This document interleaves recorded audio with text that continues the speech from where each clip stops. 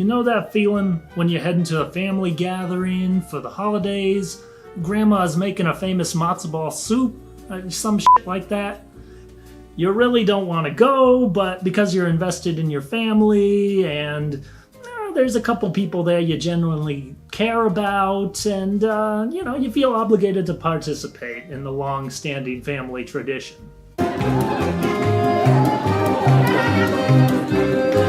Well, that was my mindset going into this movie.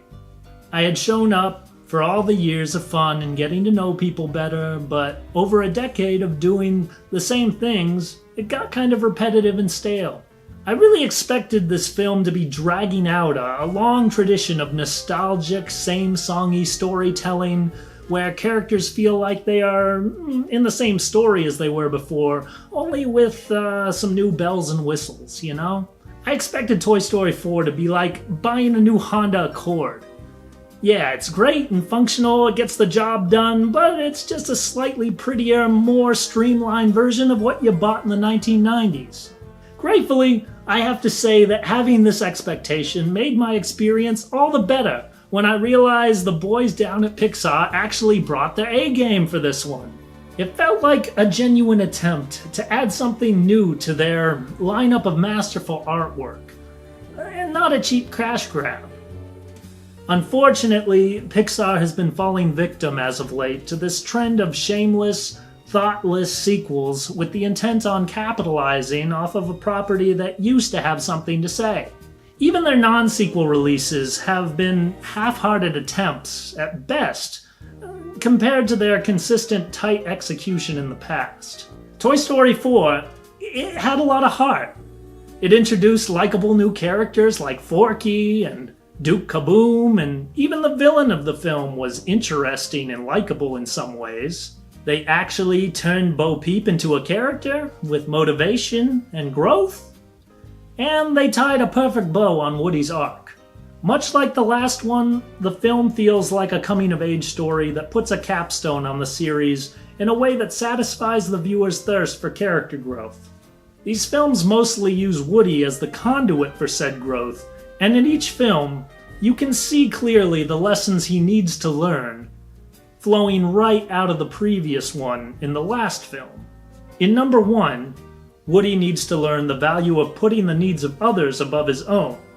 In the second film, he has to learn about the value of being loved over being remembered. In the third film, he has to learn how to move from one deep relationship to the next. And in this last film, he has to learn the value of moving on from the responsibility of taking care of everyone else and living a life that's best for him in the context of new relationships being made, on multiple sides of the equation. In number 3, it was Woody's turn to be the parent who let his kid grow up. But in 4, he gets to grow up and move on into the final season of life. The film has a great sense of humor with characters to match. Forky is hilarious and easily one of the best parts of the film, which is refreshing given the reputation of side characters in kids' movies. They play with some cool themes of identity with Forky, juxtaposed to Woody's crisis of identity, and it ends up telling a really meaningful story that any child of the Most High God Jehovah could get something out of. The comic relief characters are sometimes a bit overblown, but Key and Peele's Bunny and Ducky have a lot of good moments, as well as Keanu Reeves' Duke Kaboom character. Buzz Lightyear, he had a fair amount of screen time, but the reason for his actions could have used a little bit more explanation.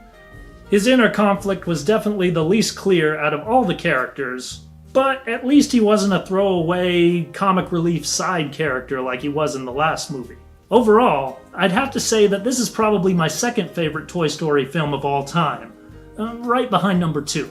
I did not expect to be so emotionally invested in what was happening to these characters, or to have an even better passing of the torch film than the last one. The tone was consistently ominous, yet hopeful at the same time throughout the runtime, leaving you with a feeling of realistic empathy for not only the heroes, but the villain as well.